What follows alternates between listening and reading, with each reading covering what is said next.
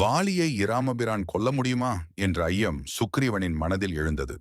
அதை கவனித்த அனுமான் சுக்ரீவனை தனியாக அழைத்துச் சென்றார்.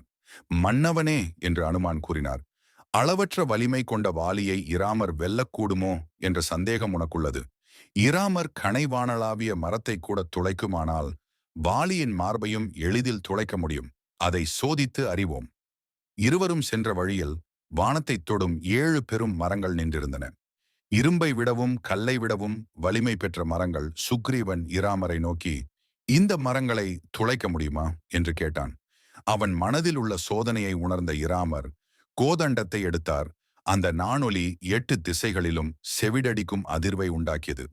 அந்த ஒலியை கேட்ட வானரர்களும் வானவர்களும் பயந்து ஒளிந்தனர்.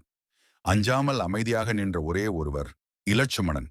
அதன் பின் இரகுநாதர் தம்முடைய சிறந்த பாணத்தை ஏவினார். அந்த ஒரு கணை 7 மரங்களையும் தொடர் வரிசையில் துளைத்தது. மரங்கள் அனைத்தும் வேரோடு விழுந்தன. 7 என்ற எண்ணிக்கையே அஞ்சத் தொடங்கியது. 7 முனிவர்கள், 7 கடல்கள், 7 மாதர்கள், 7 மேகங்கள், 7 உலகங்கள், 7 மலைகள், 7 குதிரைகள், இவை அனைத்தும் இராமர் பாணம் தம் கூட துளைக்குமோ என்று நடுங்கின. இதைக் கண்ட சுக்ரீவன், ஒரு மரத்தை துளைப்பதும் அரிது, ஒரே கணையால் 7 மரங்களையும் துளைத்தார். இராமரின் பாணம் வாலியின் மார்பையும் துளைக்கும் என்பது உண்மை என்று மனமாற நம்பினான். அவரது ஐயம் நீங்கியது. இராமரை பக்தியுடன் துதித்தான். இந்த பயணத்தின் அடுத்த அத்தியாயம் விரைவில். தவறவிடாதீர்கள்.